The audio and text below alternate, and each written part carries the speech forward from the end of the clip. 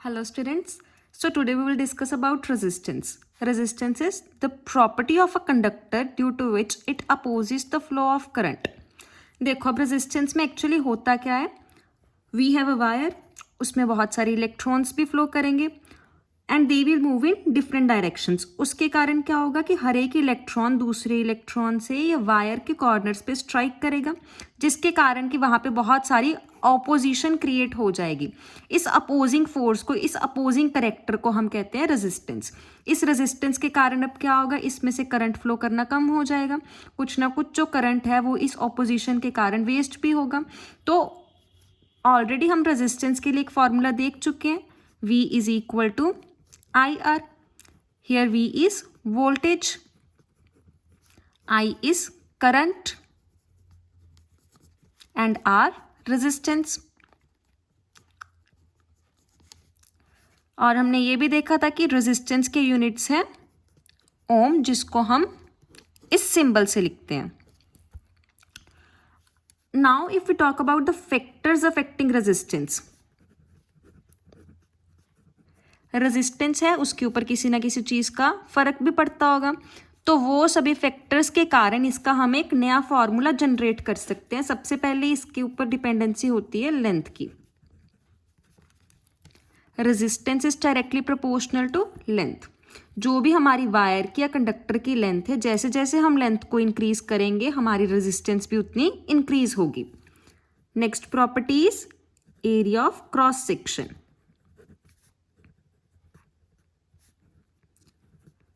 Now what does cross section means?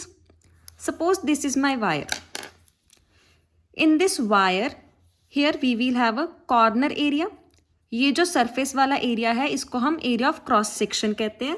Most of the cases में it will be circular, but कई बारी इसको question में specify भी किया जाता है कि that it is rectangular और square also.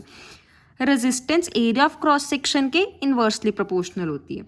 जैसे जैसे हम एरिया इंक्रीज करेंगे, देखो कॉमन सी बात है, अगर हम एरिया को इंक्रीज कर रहे हैं they will have a larger space. So वहाँ पे स्ट्राइक्स जो होंगी वो सबसे कम होंगी, उनके जो कोलिजन्स होंगे वो सबसे कम होंगे, उसके कारण रेजिस्टेंस हमारी कम हो जाएगी. आर थर्ड प्रॉपर्टीज, जो हमारी रेजिस्टेंस होती है वो टेम्परेचर पे डिपेंड करती है. इसके साथ भी उसका डायरेक्टली रिलेशन होता है. जैसे जैसे हम टेम्परेचर इंक्रीज करेंगे हमारी रेजिस्टेंस भी इंक्रीज होगी. देखो टेम्परेचर इंक्रीज करेंगे किसी भी चीज़ की काइनेटिक एनर्जी इंक्रीज होगी, जिसके कारण इलेक्ट्रॉन्स एक दूसरे को ज़्यादा जल्दी और ज़्यादा जोर से स्ट्राइक करेंगे, जिसके कारण क्या होगा कि हमारी रेजिस्टेंस इंक्रीज हो जाएगी. द फाइनल थिंग जिस पे ये डिपेंड करेगा that will be nature of material.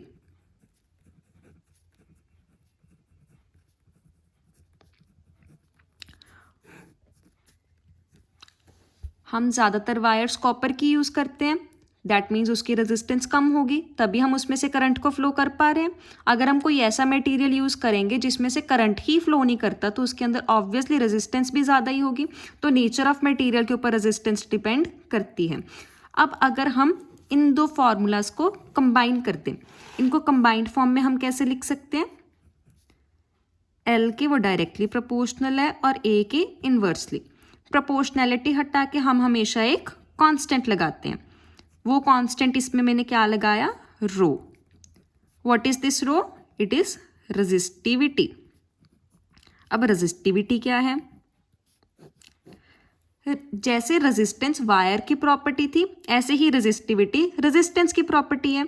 जो रेजिस्टेंस है ये सिर्फ दो चीज़ों पर डिपेंड करेगी, नेचर ऑफ मटेरियल और टेम्परेचर. इसका कोई फॉर्मूला नहीं है, ये अपना पूरा का पूरा मटेरियल के ऊपर डिपेंड करता है. रेजिस्टिविटी आपको क्वेश्चन में गिवन होगी. अगर हम यहाँ से यूनिट्स देखें तो यहाँ से रेजिस्टेंस को हम कैसे, रेजिस्टिविटी को कैसे लिख सकते हैं.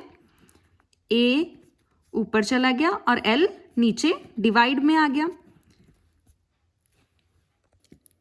आर के यूनिट्स क्या होते हैं, ओम. ए था हमारा area of cross section, that will be metre square, और एल के क्या थे, मीटर. 1 मीटर से मीटर कम हो गया तो रेजिस्टिविटी के यूनिट्स क्या बचे, ओहम मीटर.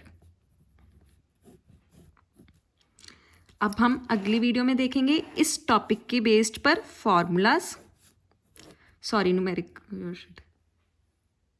नेक्स्ट वीडियो में हम देखेंगे इस टॉपिक के ऊपर, इस फॉर्मूला के ऊपर numericals. Thank you and have a great day.